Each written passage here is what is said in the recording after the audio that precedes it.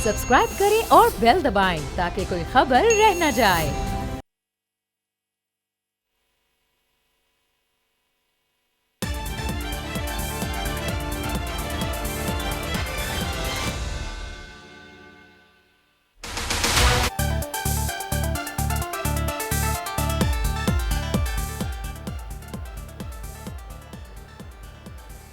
अस्सलाम वालेकुम, मैं नूरुल आरफीन सिद्दीकी और आप देख रहे हैं मेरी जंग डिबेट। आज की डिबेट के लिए जो मौज़ूआत मुझे दिए गए हैं वो हैं 18वीं तरमीम पर नज़रसानी, क्या तरमीम की ज़रूरत है। ये मेरा ख्याल है पहला हफ्ता होगा जब मैं अपने इस मौजू से कतई हट करके अपने प्रोग्राम का आगाज़ करूँगा। इस हवाले से बाकायदा एक रिपोर्ट हमारे साथ मौजूद है, लेकिन मैं वो भी नहीं चला रहा। आज कुछ ख़ास मौज़ूआत हैं जिनका अहाता करेंगे। डिबेट है और इंशाअल्लाह डिबेट ही की तरह होगी। पहले अपने मेहमानों को तारुफ करा दूं। मेरे साथ मौजूद हैं चंजेब खान साहब पाकिस्तान पीपल्स पार्टी से, बिलाल अहमद गफ्फार साहब पाकिस्तान तहरीक इंसाफ से इनका ताल्लुक़ है, और तारिक गिल साहब मुस्लिम लीग नवाज से हमारे साथ इस शो में शरीक हो रहे हैं। आज बिलावल साहब ने एक प्रेस कॉन्फ्रेंस की। मैं उम्मीद कर रहा था कि बिलावल साहब आज जो है वो कुछ सच ज़रूर बोलेंगे, लेकिन बहरहाल सियासत में अगर आपने सच बोल दिया तो आपकी सियासी मौत उसी वक्त उसी लम्हे वाक़ हो जाती है। इसलिए बिलावल साहब ने जो कुछ किया समझदारी के साथ किया, ताहम उनको ये पता नहीं था कि आज मेरे हाथ एक ऐसी खबर लगने वाली है जिसमें उनके साथ बहुत कुछ हो सकता है। पाकिस्तान पीपल्स पार्टी जिसके अपने दौरे हुकूमत में सिंध में बल्कि कराची में एक दिन में 100 से ज़ायद लाशें इसी शहर में गिरती रहीं, और पाकिस्तान पीपल्स पार्टी के आसिफ अली जरदारी साहब जो कभी किसी दौर में बहुत भारी हुआ करते थे, इतनी हल्की और इतनी विद ऑल ड्यू रिस्पेक्ट अर्जा सियासत उन्होंने फरमाई कि कराची के अवाम लाशें उठा उठा के थक गए, मगर आसिफ अली जरदारी ने ना हिलना था ना वो हिले। मफाहमत का वो दस्तरखान जिस पर MQM, पाकिस्तान पीपल्स पार्टी और ANP तीनों बैठ करके एक साथ एक ही वक्त में अवाम के हिस्से की बोटियां नोच रहे थे, ये 18वीं तरमीम की आड़ उसे एक वक्त में ली गई। मैं इस पर भी आऊंगा कि ये आड़ ली क्यों गई थी। आज इस वक्त अपने प्रोग्राम में सबसे पहले मैं जो खबर पेश कर रहा हूं, ये कोई ऐसी खबर नहीं है जिससे बिलावल या आसिफ अली जरदारी हड़बड़ा जाएं, जिससे मुराद अली शाह को डिप्रेशन का दौरा पड़ने लगे, जिससे नासिर हुसैन शाह या सईद गनी की मुलाजमत चली जाए। नो सर, ऐसा कुछ नहीं होगा। एक गरीब और अपनी जान से गया, वो भी उस सूबे में जिसका वजीर आला एक नजर ना आने वाली बीमारी को फतह करने के लिए तुला है। उसने कहा भूखे मरते हैं तो मर जाएं, अपने घर में सड़ते हैं तो सड़ जाएं, बीमारों को अस्पताल नहीं पहुंचने दूंगा, लेकिन तुम्हें कोरोना से बचाऊंगा। हां, इस दौड़ में अगर कोई 4 साला बच्चा वजीर आला का हमजुबान, ये जहन में रखिएगा, ये तासुब नहीं है, ये वो सच है जिसे पाकिस्तान पीपल्स पार्टी का कोई आदमी मेरे सामने बैठ करके कम से कम नहीं जुटला सकता। ये जहन में रखिएगा। वो एक 4 साला बच्चा पाकिस्तान पीपल्स पार्टी के सियासी गढ़ दादू में एक बार फिर सियासी मौत नहीं, एक ऐसी मौत हुई है जिस पर मेरे ख्याल है कम से कम शर्मिंदा जरूर होना चाहिए था। लेकिन जब बात करें पाकिस्तानी सियासतदानों की, तो ये जिस शय का नाम मैंने लिया है, 100 मील दूर बहुत सारी शख्सियत ऐसी हैं, उनके 100 मील दूर से ये शर्म गुजरती नहीं है। विद ऑल ड्यू रिस्पेक्ट, बच्चा दीगर साथियों के साथ पतंग उड़ा रहा था कि कुत्तों के गौल ने हमला कर दिया। ये पहली मौत नहीं है जो सिंध में कुत्ते के कांटे से हुई है। ये पहला बच्चा नहीं है जिसने पाकिस्तान पीपल्स पार्टी की छतरी के नीचे अपनी जान दी है।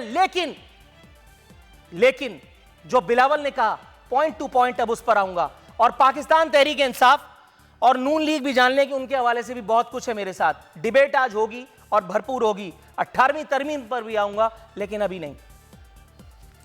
बिलावल ने मीडिया स्क्रीन्स को रंगारंग किया, जगह घेरी, फरमा रहे थे, इमरान खान को मशवरा देते हुए कहा कि वो कंटेनर से उतरे और वजीर आजम बने। मैं आपसे भी यही कहता हूं, हुजूर मुराद अली शाह के PRO बनना छोड़ दीजिए। आपको ये यकीन क्यों नहीं आता कि आप पाकिस्तान पीपल्स पार्टी के कर्ता धर्ता हैं? फरमा रहे थे कि वजीर आजम काम करें, काम नहीं कर सकते तो इस्तीफा दें, किसी और को आने दें। वजीर आजम अगर आज अभी इस वक्त मेरी तकरीर के फौरन बाद इस्तीफा दे दें, माइंड यू 1000 साल तक पाकिस्तान पीपल्स पार्टी जो कुछ करके आई है और इस वक्त जो कुछ कर रही है, ला इलाहा इल्लल्लाह मुहम्मद रसूलुल्लाह, पाकिस्तान पीपल्स पार्टी 1000 साल तक अगर सिंध में हुकूमत में आ जाए, विफाक दूर की बात है, मैं अपनी शहरियत तर्क करने का लाइसेंस बिलावल साहब आपको देता हूं। फरमा रहे हमारे वजीर दिन रात काम करते हैं, विफाक हमारे वजीर आला को निशाना बनाता है। विफाक को छोड़िए, ये काम यहां बैठ करके मैं कर रहा हूं। एक अकेला नूरुल आरफीन सिद्दीकी बोल न्यूज प्रोग्राम मेरी जंग ये काम रोज रात को बैठ के करता है। इसलिए नहीं कि मेरे पीछे कोई हिडन सियासी एजेंडा है, बल्कि इसलिए कि मुझे नजर आ रहा है कि आप जैसे इनकॉम्पिटेंट लोग अगर इतनी ज्यादा फुदक रहे हैं तो इस फुदकन के पीछे भी कुछ ना कुछ गेम है। यह मामला इतना सादा नहीं है। डॉक्टर्स को आगे करके अगर आप मुझे इजराइल अलैहिस्सलाम से डरा रहे हैं तो मैं आपको यह भी बता दूं, इजराइल एक दिन आपके घर का दरवाजा भी खटखटाएंगे। फरमा रहे थे कि कोरोना, वजीर आजम और हुकूमत चाहती है कि कोरोना केसेस को मीडिया में अहमियत न मिले। आप इस बात से भी मुकर नहीं सकते कि आप सिर्फ ये चाहते हैं कि कोरोना केसेस को ही मीडिया में अहमियत मिले ताकि बहुत सारे लोगों का दाल दलिया अच्छा चलता रहे। फरमा रहे थे पीपीपी दौर में सवात ऑपरेशन से लोग मुतासिर हुए, हमने मदद की। ऑन एयर कह रहा हूं कि इससे बड़ा झूठ मैंने अपनी सदी में नहीं सुना, बोला नहीं जा सकता। जिस वक्त स्वात में ऑपरेशन हो रहा था वो अफवाज पाकिस्तान थी, वो उनका दम था कि जिसने स्वात में पाकिस्तान पीपल्स पार्टी का नहीं, पाकिस्तान का परचम लहराया। पाकिस्तान पीपल्स पार्टी का अगर ये काम था तो पाकिस्तान पीपल्स पार्टी ही की हुकूमत थी। जिस वक्त सलाला हमला हुआ, क्या झक मारी थी आपने? ये जनरल अशफाक परवेज कियानी और पाकिस्तान की अफवाज थी जिन्होंने नेटो की सप्लाई बंद करके अमेरिका को घुटने जमीन पर रखने की हिम्मत जुटाई। आप 5 लाख साल में अगर ये कर जाएं तो बड़ी बात है। कह रहे थे कि जो भी बाहर निकले वो फेस मास्क पहने। आपको अंदाजा है कि सिर्फ इसे एक सनत फेस मास्क, बच्चों के पैम्पर बनाने वाले मैं जाती तौर पे जानता हूं, इस वक्त सिर्फ एक काम कर रहे हैं, फेस मास्क बना रहे हैं। आपने कुछ और किया या नहीं किया? गरीबों का चूल्हा बुझा करके आपने मास्क की सनत को जिंदगी बख्श दी। सलाम है आपकी सियासत को।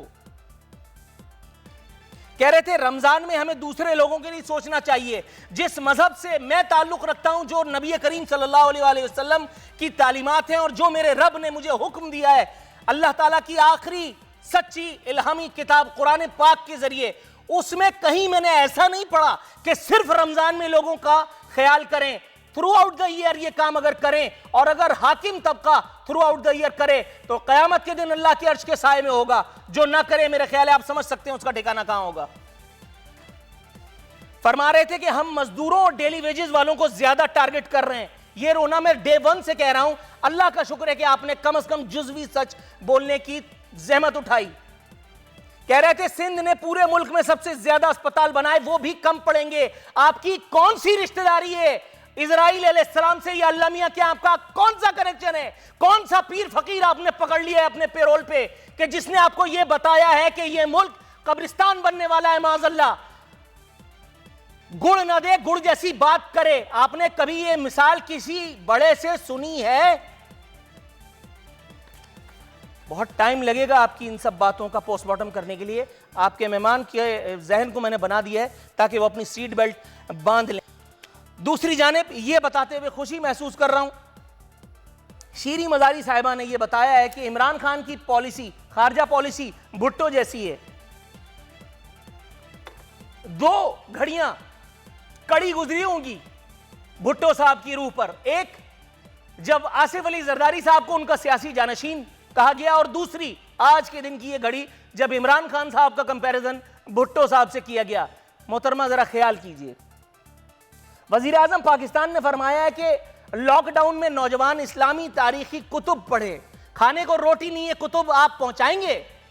18वीं तरमीम के आगे आप सीना सिपर नहीं हो सक रहे। 18वीं तरमीम की आड़ लेकर के आपके लोगों को, एमएनएस को, कराची से ताल्लुक रखने वाले एमएनएस को कौमी असेंबली में बात करने का यारा नहीं है। आप किताब पढ़वा रहे हैं। कह रहे थे कि पाकिस्तानी अवाम और तगरल गाजी नामी ये ड्रामा देखकर इस्लामी तारीख और अखलाकियात के बारे में जान सकेंगे। जिस इस्लामी तारीख की आड़ लेकर के आप इक्तदार में आए हैं जनाबे मन, हजरत उमर फारूक रजी अल्लाह ताला अन्हो के वो अक़वाले ज़रीन सुना सुना करके, दो चार ही याद हैं आपको, वही दो चार सुना सुना करके मैं अगर उसकी कसौटी पर आपके इक्तदार को परखूं, अगला सेकंड आपके पास नहीं है। और उस पर शिबली फराज साहब का कहना है वजारत इत्तलात का मकसद सिर्फ हुकूमत की तारीफ करना नहीं होता, जबकि पाकिस्तान की 70 साल तारीख गवाह है कि वजारत इत्तलात का मकसद सिर्फ गढ़ना, झूठों को पेरोल पर लेना, झूठों से अच्छे अच्छे प्रोग्राम करवाना और इसके अलावा इसका कोई मकसद नहीं होता।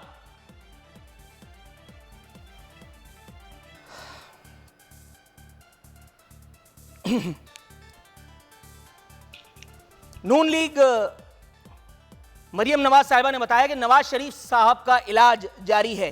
किस हकीम से वो ये इलाज करा रहे हैं, होम्योपैथिक है या आयुर्वेदिक है, कौन सा इलाज है, कौन सा हकीम या डॉक्टर ये रिस्क ले रहा है, प्लेटलेट्स कहां पहुंची पाकिस्तान में, वो अल्लाह माफ करे माज़अल्लाह इजराइल अलैहिस्सलाम का साया जो उनके सर पे मंडला रहा था, किस हकीम और डॉक्टर को देख करके उन्होंने उससे नवाज शरीफ साहब की बेल कराई, ये जानेंगे प्रोग्राम में अपने मेहमानों के साथ।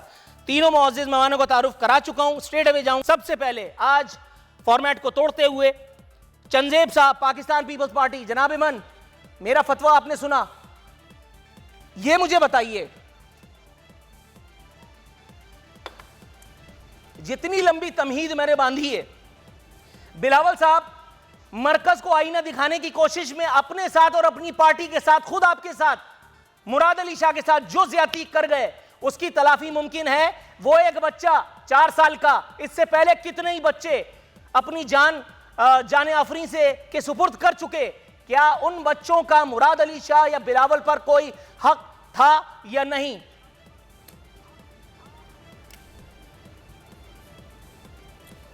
बिस्मिल्लाहिर्रहमानिर्रहीम। सदीकी साहब, सबसे पहले तो जिस बच्चे की आप बात कर रहे हैं, हम खुद साहिब औलाद हैं और हमें उसका दुख है और दुख होना भी चाहिए। अब रहा सवाल पाकिस्तान पीपल्स पार्टी के चेयरमैन का, तो उन्होंने, आपने देखा होगा कि जिस वक्त ये कोरोना के मामलात चले हैं, पूरी दुनिया में ये मतलब मुसीबत है और पूरी दुनिया के लिए एक बीमारी है।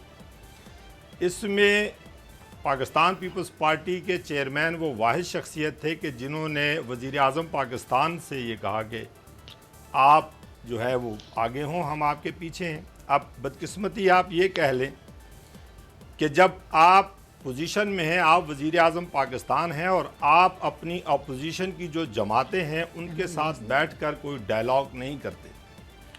और ये भी दुनिया जानती है कि सबसे पहले जो लॉकडाउन शुरू हुआ वो सिंध में शुरू हुआ और उसको बैनुल-अक़वामी तौर के ऊपर जो बैनुल-अक़वामी इदारे हैं उन्होंने इस बात को सराहा कि ये एक अच्छा इक़दाम है। उसको देखा देखी जो है वो पंजाब ने जो है उसकी तायद की, पंजाब में शुरू हुआ। Sir, to be very honest, मैं आपको कता कलामी करने पर मजबूर पाता हूं खुद को। ये सारी बातें जो आप मुझे बताने की कोशिश फरमा रहे हैं, अल्हम्दुलिल्लाह जब से ये कोरोना नाजिल हुआ है उस वक्त से रोजाना शोज कर रहा हूं। ये सारी बातें मैं आपसे कहीं ज्यादा नहीं तो कम भी नहीं जानता। मेरा सवाल दर हकीकत ये था ही नहीं। बिलावल साहब को ये पता है कि वो पार्टी हेड हैं, ना कि सैयद मुराद अली शाह साहब के पर्सनल पब्लिक रिलेशंस मैनेजर। बहुत ही माजरत के साथ आज ये बात कहनी पड़ रही है। वजीर आजम पाकिस्तान पर मड स्लिंगिंग करते करते उनको ये अंदाजा हुआ कि उनके अपने सूबे में कुछ ऐसे लोग, कुछ ऐसी जिम्मेदारियां हैं जो मुराद अली शाह सरकार ना माजी में पूरी कर सकी और ना आज कर पा रही है। मुझे कोरोना से मत डराइए, जब मरना होगा मर जाऊंगा, शान से मरूंगा, ठाठ से मरूंगा। कोई कयामत के बोरिए लपेटने के लिए नहीं आया। मोमिन की जिंदगी और मोमिन की मौत सब अल्लाह के हाथ में है। सर, मुझे इस सवाल का जवाब दीजिए। नहीं, जहाँ तक आप बिलावल भुट्टो जरदारी साहब की बात कर रहे हैं, ना तो वो मुराद अली शाह साहब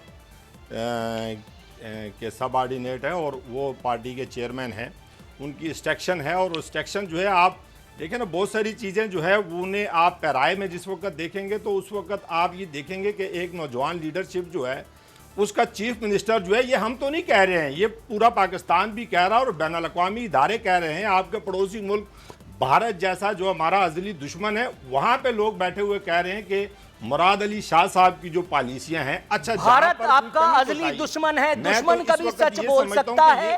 भारत को सिंध में मरने वाले उन बच्चों की क्या पड़ी है जिनकी मौत की तरफ आप अपने जवाब का रुख मोड़ने ही नहीं दे रहे। जनाबे मन, भारत जो झक मारता है सानू की, मैं भारतीय नहीं हूं, I am a proud Pakistani, मैं असली नस्ली पक्का शुद्ध पाकिस्तानी हूं। सर, मुझे इंडिया की हवाले मत दीजिए, WHO के हवाले मत दीजिए, मैं नहीं मानता। प्राउड है कि हम पाकिस्तानी हैं, हम सबको प्राउड है कि हम पाकिस्तानी हैं। तो फिर इनकी आड़ में आप क्यों छुप रहे हैं जनाब? ये मुझे बताइए बिलावल साहब, इन बढ़ती हुई अमवात को क्यों नहीं देख रहे? वो अमवात जो दरहकीकत हुई है नहीं है, वो क्वेश्चनेबल है, आप सिर्फ उसी पे क्यों रोजाना सुबह शाम मीडिया को ध्यान लगवा रहे हैं? मेरी बात मेरी यार सुने जी, मेरी यार सुने, बात मुकम्मल तो करने दें सदीकी साहब, बात मुकम्मल तो करने दें। किसी एक जान की जो कीमत है वो किसी भी ताइद या तरदीद जो है उसका कोई मुतबादिल नहीं हो सकता है। एक इंसान की जाना जो है ना, जाना वो पूरी इंसानियत की जान जाने के बराबर होता है। अगर कहीं पर कोई कमी कोताही है किसी की, तो उस कोताही का जिम्मेदार भी ठहराना चाहिए और उसको उसकी सजा भी दुरुस्त है। सर, थोड़ा सा तवक्कुफ कीजिएगा, मैं आपकी तरफ आता हूं। थोड़ा सा आपको अब इंतजार की जहमत में मुब्तला करना मेरा फर्ज हो गया। बिलाल अहमद गफ्फार साहब, कैसे हैं आप? जी बिस्मिल्लाहिर्रहमानिर्रहीम, शुक्रिया आपने मुझे मौका दिया। बिलाल साहब, वजीर आजम काम नहीं कर सकते तो इस्तीफा दें, किसी और को आने दें, वो इलेक्टेड हो या सेलेक्टेड, लेकिन जो काम उनके जिम्मे है वो करें। ये कहना था, ये मुतालबा था बिलावल साहब का। उन्होंने ये भी कहा कि अब वो कंटेनर से उतर आए, वो इस्लामाबाद के मेयर नहीं बल्कि इस मुल्क के वजीर आजम हैं। जनाब मन, आपके ख्याल में शीरी मजारी साहिबा ने ये जो इतना बड़ा सनसनीखेज इंकशाफ फरमा दिया कि इमरान खान की खारजा पॉलिसी भुट्टो जैसी है, it means Imran Khan leader भी भुट्टो जैसा ही हुआ। अगर इमरान खान भुट्टो जैसा ही लीडर है तो वो इस्लामाबाद के मेयर जैसी छोटी सोच खुदा न खास्ता उसका हामिल क्यों कर होगा? 18वीं तरमीम क्यों हर बार मेरे मोहतरम वजीर आजम, जिनको आप सलाहुद्दीन अयूबी से कम नहीं पाते, उनके रास्ते की दीवार बन जाती है? क्यों वो एक जहमत जिसमें पूरा सूबा, पूरा मुल्क इस वक्त मुब्तला है? आप समझ रहे हैं मैं क्या इशारा कर रहा हूं? मैं खुदा न खास्ता लॉकडाउन उठाने का वकील नहीं हूं। आपको मेरा सवाल मनोअन कन्वे हो चुका, जवाब अगर इनायत करें। देखिए, सबसे पहले तो मैं जो इमैच्योर और हादसाती चेयरमैन है पाकिस्तान पीपल्स पार्टी के, आज उन्होंने जो प्रेस कॉन्फ्रेंस की और उसमें कराची और सिंध को उन्होंने अलग कर दिया।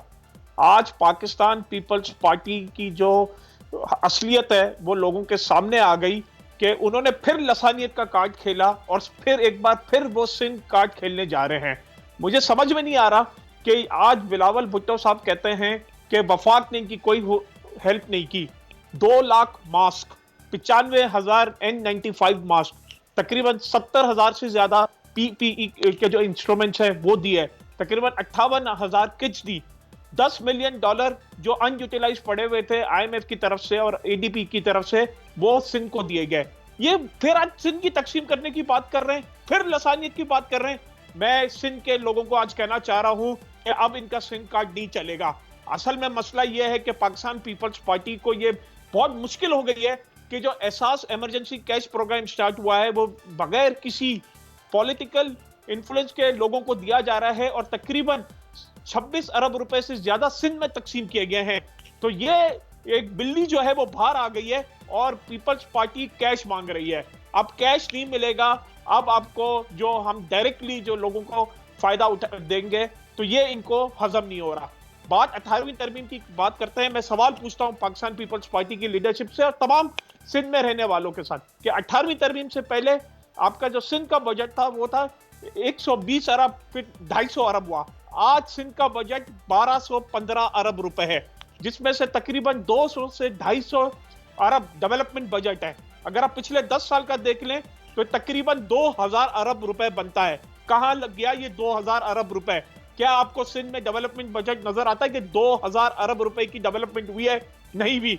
ये वही पापड़ वाले, टैक्सी ड्राइवर, अचार वाले, कुल्फी वाले, ओमनी ग्रुप में पैसा जाता है। ये जब भी हम कहते हैं कि ये करप्शन का बाजार इन्होंने खोला हुआ है, जहां हम इनकी करप्शन को एक्सपोज करते रहेंगे, हम इनकी परफॉर्मेंस को एक्सपोज करते रहेंगे, 12 साल की हुकूमत में ना इन्होंने हेल्थ की फैसिलिटीज दी हैं, ना एजुकेशन की सर आपकी फैसिलिटीज दी खिदमत हैं। में एक बात गोश गुजार करूंगा, उसके बाद अल्लाह ने चाहा तो इंशाल्लाह ब्रेक पर जाने का वक्त हो जाएगा। उसके बाद इंशाल्लाह तारिक गिल साहब को भी ज़हमत कलाम देनी है। जहां तक मुझ कम अक्ल की याददाश्त का और नॉलेज का ताल्लुक है, विफाकी हुकूमतों को इक़्तिदार में या सूबाई हुकूमतों को इसलिए नहीं लाया जाता कि वो एक दूसरे पर मड स्लिंगिंग करके जहमत उठाएं इल्ज़ामात लगाने की और उनको अपने तौर पर रुसवा करती रहें। जनाब मन, जितनी बातें आपने की हैं, पापड़ वाले, ठेले वाले, फलाने वाले, फालूदे वाले, इनमें से कितने सबूत जमा कराए जा चुके हैं, कितने केसेस आसिफ अली जरदारी और पाकिस्तान पीपल्स पार्टी के रहनुमाओं पर साबित हो चुके हैं, कितने केसेस में इन लोगों को सजाएं हुई हैं, ये सारा डेटा अगर आप मुझसे शेयर करें इख्तिसार के साथ तो फिर मैं, वरना इन बातों में कुछ रखा नहीं है कि पाकिस्तान पीपल्स पार्टी ने अपना गल्ला भरा है एंड ऑल दैट। आप बनी थी उसकी आप रिपोर्ट पढ़ लें, जिसमें यह बताया गया है कि किस तरह 35 से 40 फेक अकाउंट्स में वो बैंकिंग ट्रांजैक्शंस हो रही है और अरबों रुपए की ट्रांजैक्शंस हुई हैं और वो सारा का सारा ताल्लुक ओमनी ग्रुप से है। यहां तक के बेनामी अकाउंट से, बेनामी एक जो बैंक है, एक जो सिंध का बड़ा एक बैंक है समिट बैंक, वो भी बेनामी। थोड़ा सा तवक्कुफ कीजिएगा, आप मेरा सवाल है, अनफॉर्चुनेटली ये मेरी बयान की खामी होगी, आपको कसूरवार नहीं ठहराता। नाज़रीन, यहाँ वक्त हुआ है प्रोग्राम में एक मुख्तसर से कमर्शियल ब्रेक पे जाने का।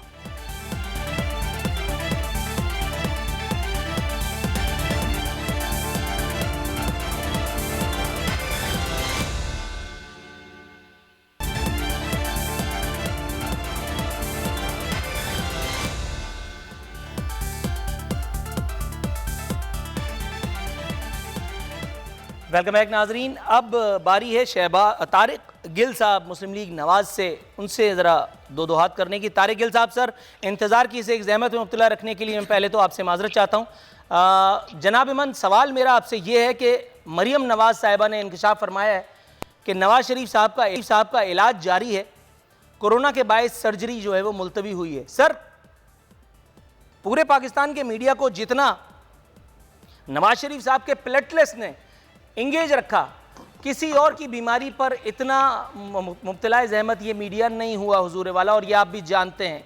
तारीख़ी वाक़यात इस एक बात के शाहिद भी हैं। सर, पाकिस्तान से कूच क्या हुआ? ना प्लेटलेट की कोई ख़बर, ना नवाज शरीफ साहब की कोई ख़बर। कोरोना तो ये अभी आया है सर, इससे पहले किसी हकीम, किसी वैद्य, किसी डॉक्टर को नवाज शरीफ साहब ने दर्शन देना मुनासिब ही नहीं समझा। हाँ, वो जो अफ़गानिस्तान से, वो जो यहाँ पेशावर में कचरा चुन रहा था और उसको फिर वहाँ भीख में अमरीकियों ने वहाँ की अफ़गानिस्तान की वजारत उज़्मा से नवाज दिया, वो जब हामिद कारज़ई नामी इफ़रीत नवाज शरीफ साहब के पास पहुँचा, उसे ज़रूर अलबत्ता उन्होंने दर्शन दिए थे। निहाल हाशमी साहब को ये ज़हमत उन्होंने नहीं दी। सर, तमाम बातों का अगर आप अहाता करें तो फिर मैं अपने अगले मेहमान की जानिब जाऊं।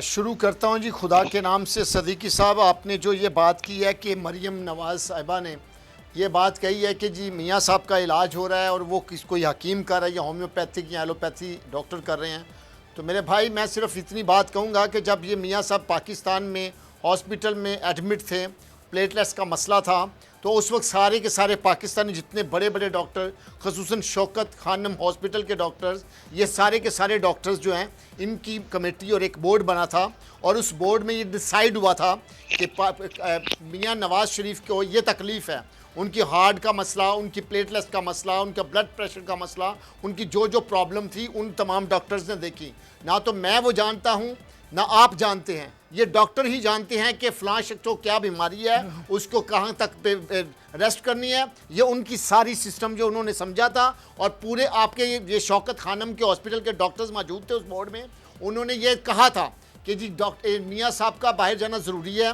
वहाँ पर इलाज होगा। तो मैं अकेला नहीं कहता, हमारी पार्टी के लोग नहीं कहते, मरियम नवाज साहिबा ने नहीं कह दिया या आपने नहीं कहना, ये तो डॉक्टर्स का मसला है। मैं यही तो पूछ रहा हूँ, उनका इलाज कहाँ हुआ? फिर मियाँ साहब बाहर गए, फिर मियाँ साहब, मैं इलाज की बात करता हूँ, जब मियाँ साहब बाहर गए उसके बाद उनका इलाज वहाँ शुरू हुआ, और जब इलाज के लिए वो हॉस्पिटल जाते हैं, ये डॉक्टर्स को पता है कि हॉस्पिटल में कितने दिन रखना है, ये डॉक्टर्स को पता है कि घर में कितने दिन रखना है, ये मुझे या आपको पता नहीं है। ये डॉक्टर से पूछें, और डॉक्टर्स जो हैं ये डॉक्टर्स ही समझते हैं मरीज की तमाम बीमारी को। तो मैं आपको सिर्फ ये बताना चाहता हूं कि मियां नवाज शरीफ वो शख्स है, अगर वो तंदुरुस्त होगा तो खुदा के फजल से वो पाकिस्तान में आएगा और पाकिस्तान में आकर तमाम मामलात का, तमाम हालात का जायजा सर, नवाज शरीफ साहब की सेहत से पहले मैं आपकी सेहत के हवाले से एक खबर अर्ज कर दूं। पता नहीं ये सुनने के बाद आपकी सेहत के साथ क्या होता है, अल्लाह रहम करे। मेरी सेहत को कुछ जनाब नहीं हुआ। इमाम हारून रशीद साहब को आप जानते हैं मेरा ख्याल है। खुदा के फजल से उनकी सेहत भी ठीक हो जाएगी। जब उनकी सेहत ठीक होगी वो भी पाकिस्तान। आजकल गैब के मामलात मेरे ख्याल है सारे सियासतदान ही देख रहे हैं। जरा थोड़ा सा तवक्कुफ कीजिएगा, मेरी पहले पूरी गुफ्तगू सुन लीजिए, उसके बाद बताइएगा अपना वर्डिक्ट। हारून रशीद साहब मारूफ सहाफ़ी, कॉलम और तज्जिया निगार, उन्होंने बैठ करके ऑन एयर ये इंकशाफ किया है, और वो भी सोर्सेज के हवाले से, और जितना तयक्कुन उनके अंदाज में था, मेरा ख्याल है कि सर अब चैलेंज किया जाना बनता है।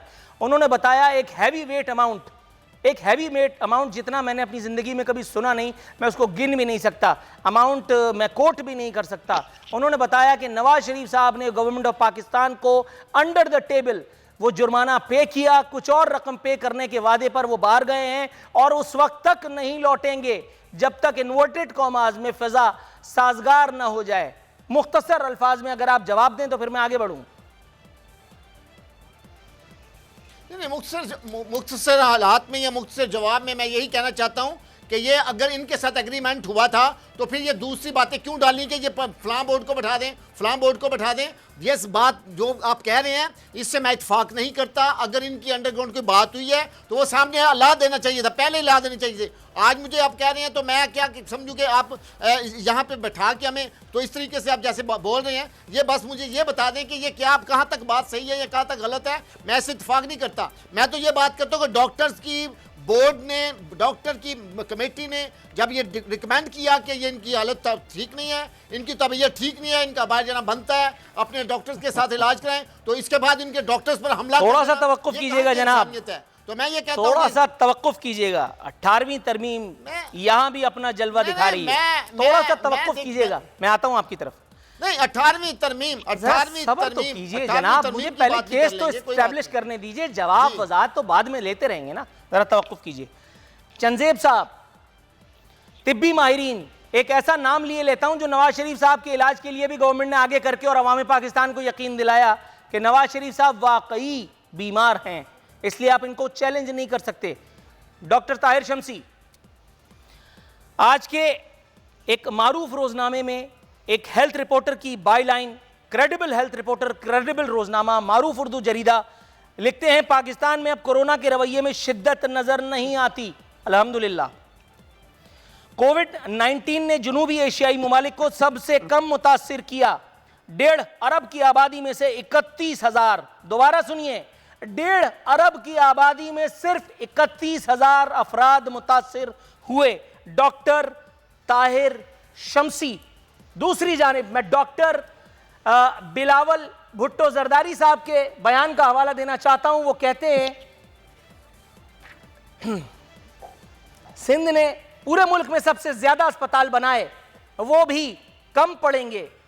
सर, ये आलम बाला का अहवाल, गैब की बातें कैसे जान पाते हैं आप लोग? आपके नाक के नीचे अवाम पाकिस्तान, सिंध के अवाम, कराची के अवाम पर जो कोहराम बरपा है, लोग भूख से, फाकों से नौबत आ गई है कि अब वो किसी वक्त मरना शुरू हो ही जाएंगे। आप उस वक्त भी WHO को पेश कर दीजिएगा अपनी जमानत के लिए, आप उस वक्त भी इंडिया की, आप उस वक्त भी बैरूनी कुव्वतों का हवाला दीजिएगा कि उन्होंने देखो मुझे कितना अच्छा कहा, उन्होंने कितना अच्छा कहा। जनाब मन, कोई जवाब अगर आप तराशें तो फिर मैं आगे जाऊं। बिस्मिल्लाहिर्रहमानिर्रहीम। अपना सदीकी साहब, पहली बात तो ये कि अल्लाह तबारक व तआला का शुक्र है कि जो हालात इस वक्त पाकिस्तान के हैं और जिस तरह मुख्तलिफ़ डॉक्टर्स की टीमें और बैनुल-अक़वामी इदारे जिस तरह देख रहे थे कि हालात बहुत ज़्यादा ख़राब होंगे पाकिस्तान में, ये अल्लाह तबारक व तआला का शुक्र है कि अभी तक जो है वो हालात इस किस्म के नहीं हैं।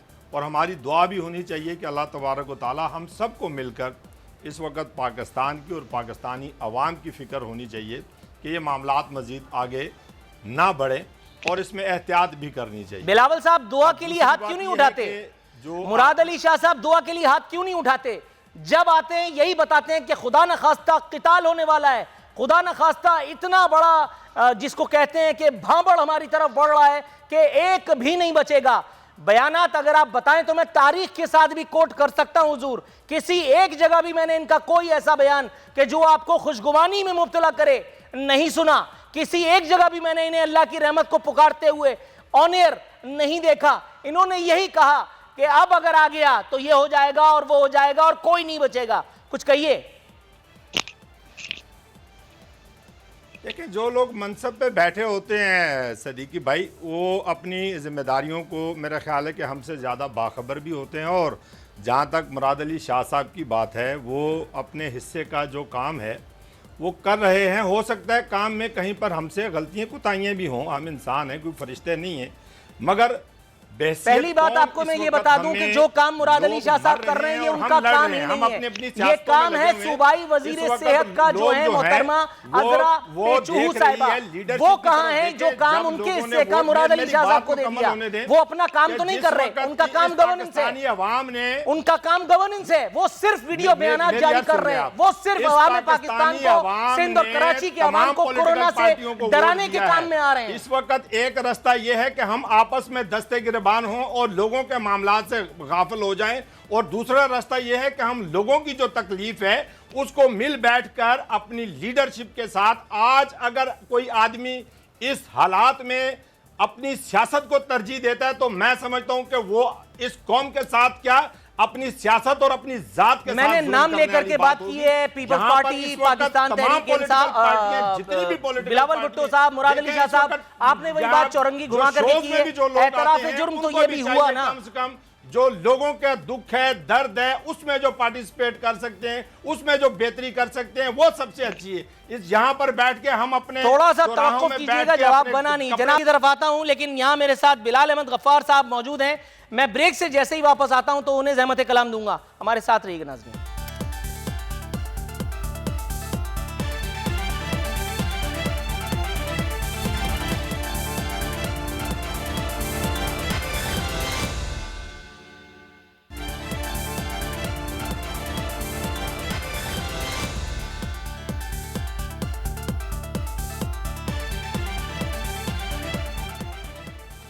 वेलकम बैक नाजरीन। प्रोग्राम के इख्तितामी मराहिल। बिलाल साहब, हुजूर ये मुझे बताइएगा, वज़ीर आज़म पाकिस्तान ने लॉकडाउन में नौजवानों को इस्लामी तारीखी कुतुब पढ़ने का मशवरा दिया है। ये बिल्कुल वैसे ही नहीं है जैसे मुझे भूख लग रही है और आप मुझे कोका कोला पिलाने पर तुले बैठे।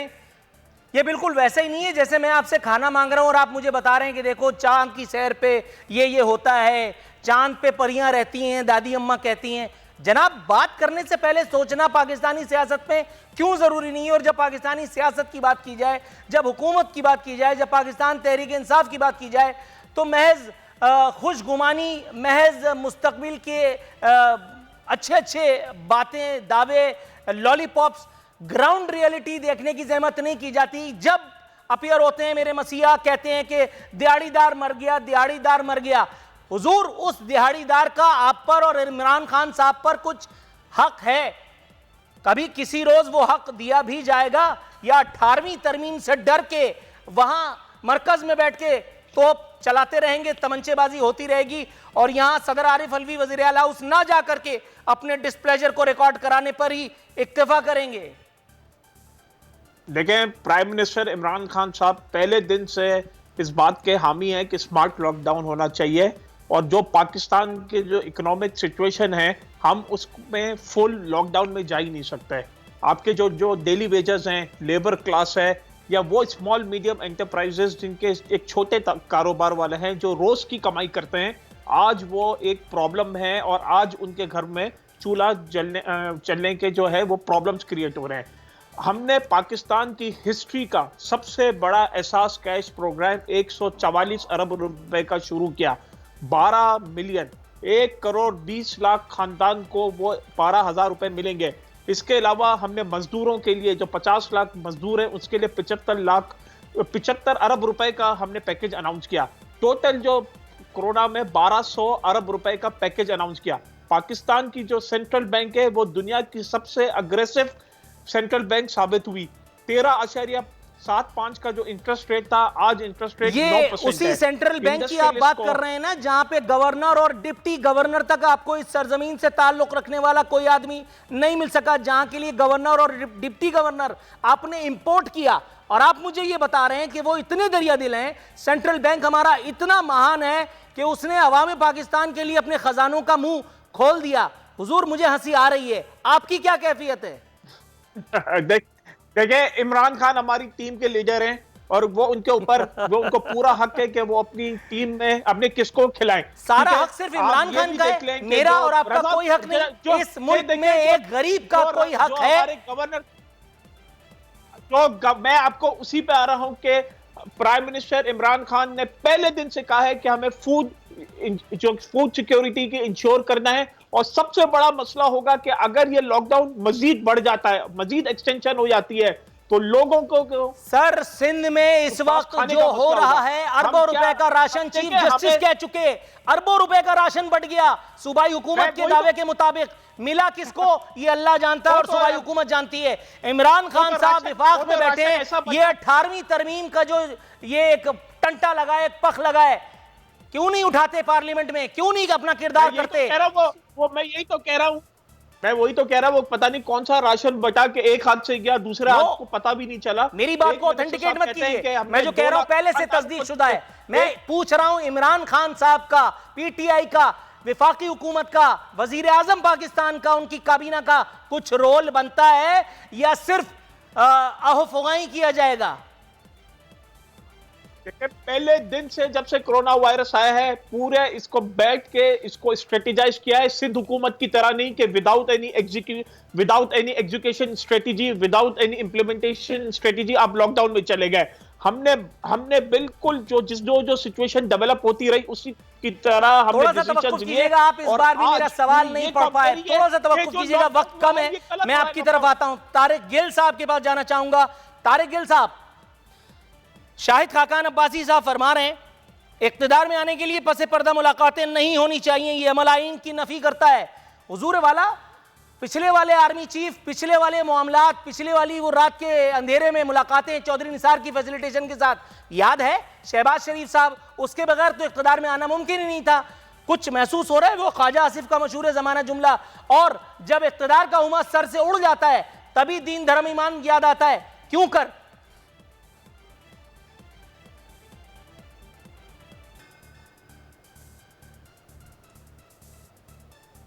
आवाज नहीं जा रही होगी। जी सदीकी साहब, मुझे आवाज़ आ रही है, दरमियान से आवाज़ करें। लेकिन आपने शायद खाकान अब्बासी साहब का ये बयान जो कहा है कि जी रात के अंधेरे में मुलाकातें ठीक नहीं हैं, तो ये मैं आपको बताना चाहता हूँ कि कोई भी हुकूमत हो, चाहे वो पीपल्स पार्टी की हो या PMLN की हो या PTI की हो, पाकिस्तान के तमाम जो सरबराहान अदारों के या जिस तरीके से हुकूमत चलाते हैं, उन सब का एक दूसरे के साथ चलना ये बहुत ज़रूरी होता है। तो मैं सिर्फ ये कहना आप मुझे कहीं और ड्राइव कर रहे हैं। मैं उन मुलाकातों की बात नहीं कर रहा जो सियासी नौयत की होती हैं जनाब। हुकूमत में आने के लिए, जोड़ तोड़ के लिए वो जो मुलाकातें की जाती हैं, जिनका हवाला मैं दे रहा हूं, जो हालात व वाक़यात पाकिस्तानी सियासी तारीख से साबित हैं, जो शहबाज शरीफ साहब ने चौधरी निसार की फैसिलिटेशन से की, मैं उन वाक़यात की बात कर रहा हूं, उसकी तरदीद नहीं कर सकते आप। कोशिश करके मैं भी उन्हीं की तरफ आ रहा हूं, मेरी बात तो सुने ना, मैं भी उसी तरफ आ रहा हूं। आज ये डायरेक्ट बात ये है कि जब हुकूमतें बनती हैं तो उस वक्त जिस तरीके से हुकूमत बनती है, ये आपको भी पता है, मुझे भी पता है, सबको पता है। तो हुकूमत जब बन जाती है तो हुकूमत को चाहिए कि वो ना आपका जवाब मिल गया, मुल्क को चलाए। और मुल्क को चलाना ये हुकूमत के सरबराह का, हुकूमत। सर आपका जवाब मुझे मिल गया, आपने मुझे वजाहत से बता दिया कि हुकूमतें कैसे बनती हैं। मुझे इससे पहले शायद नहीं मालूम था, लेकिन आपने मोहर तस्दीक सब करके नून लीग के उन हजारों लाखों बल्कि करोड़ों वोटर्स को यह बता दिया कि आपकी हुकूमतें, साबिक हुकूमतें, आज की हुकूमतें, शायद आगे की हुकूमतें, आपने उन सब पे इल्जाम दर दिया कि पाकिस्तान में तो हुकूमतें ऐसे ही बनती हैं। आपने दूसरा जो एक काम किया बहुत अच्छा, वो आपने ये किया कि आपने इस बात पर भी मोहर लगाई कि हमारा सियासी दीन धर्म ईमान उसी वक्त जागता है जब हम अपोजिशन में होते हैं। सर मेरी बातों की तायद के लिए मैं आपका शुक्रगुजार हूं। जनाब बिलाल अहमद गफ्फार साहब, तारिक गिल साहब, चंदेब खान साहब, मैं आप तीनों मुअज़्ज़िज़ीन को बहुत आपका शुक्रगुजार। अपनी मसरूफियत के बावजूद आज की इस डिबेट को 4 चांद लगाने के लिए हमारे यहाँ आने की जहमत उठा रखी। नाज़रीन, ये था आज का प्रोग्राम। इंशाअल्लाह ताला बशर्ते ज़िंदगी अगले हफ्ते मुलाकात होगी। फ़ी अमानिल्लाह।